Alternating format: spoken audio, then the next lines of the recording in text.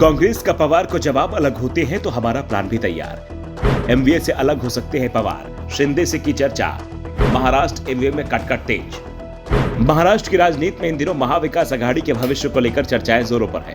Shiv Sena, UBT और कांग्रेस के नेता जहां एमवीए में बरकरार रहने की बात कर रहे हैं, वहीं शरद पवार के बयानों को देखें तो कहा जा सकता है कांग्रेस, शिवसेना, यूबीटी और राष्ट्रवादी कांग्रेस के इस गठबंधन को लेकर अनिश्चितता बरकरार है। पवार दावा कर रहे हैं कि आज हम साथ हैं, कल कहां होंगे अभी कुछ नहीं कहा जा सकता। तो दूसरी ओर कांग्रेस के प्रदेश अध्यक्ष नाना पटोले ने भी पवार को जवाब दे दिया है कि अगर वो गठबंधन छोड़ते हैं तो कांग्रेस का प्लान भी तैयार है। पटोले के बयान के बाद यह तय माना जा रहा है कि अगर एनसीपी महाविकास आघाड़ी गठबंधन से अलग होती है तो भी कांग्रेस उद्धव ठाकरे का साथ नहीं छोड़ेगी।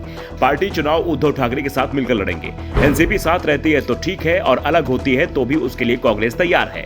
दरअसल पिछले कुछ दिनों से शरद पवार ने जो बयान दिए हैं उसके बाद से कांग्रेस के अंदर कई सवाल उठ रहे हैं। पीएम मोदी की डिग्री पर विवाद हो या फिर हिंडनबर्ग रिपोर्ट को लेकर जेपीसी जांच की मांग, हर मामले में पवार का स्टैंड विपक्षी दलों से अलग दिखाई दिया है। पवार ने प्रधानमंत्री की डिग्री के विवाद को पूरी तरह से गैर जरूरी बता दिया, जबकि कांग्रेस अध्यक्ष नाना पटोले ने कहा कि इसका खुलासा होना चाहिए कि पीएम मोदी की डिग्री असली है या नकली।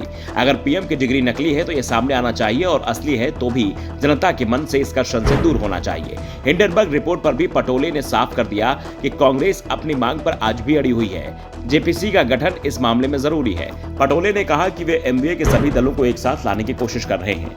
हम महाविकास आघाड़ी के रूप में एक साथ चुनाव लड़ना चाहते हैं, लेकिन अगर महाविकास आघाड़ी में दरार आती है तो हमने ये योजना बना रखी है।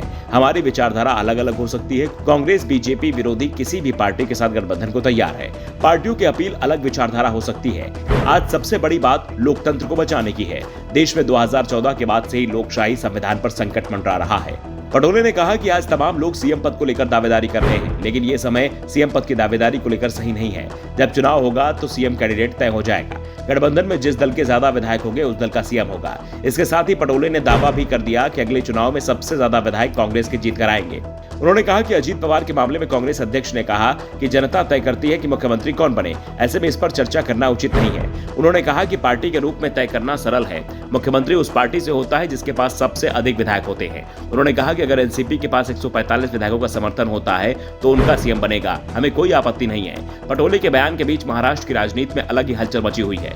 दरअसल एनसीपी प्रमुख शरद पवार ने एकनाथ शिंदे से बात की है। दावा किया जा रहा है किसानों की समस्या को लेकर ये चर्चा हुई है, लेकिन चर्चा के टाइमिंग को लेकर सवाल खड़े हो रहे हैं। दरअसल इस समय शिंदे की कुर्सी मुश्किल में दिख रही है। सुप्रीम कोर्ट में उनकी अयोग्यता से जुड़े मामले की सुनवाई पूरी हो चुकी है और अब सुप्रीम कोर्ट पर 2 सप्ताह के अंदर फैसला सुना सकता है। फैसला शिंदे के खिलाफ गया तो उनकी कुर्सी चली जाएगी। ऐसे में शिंदे को किसी मजबूत सहयोगी की जरूरत है। एनसीपी और बीजेपी के बीच भी पिछले दिनों दूरियां कम हुई हैं।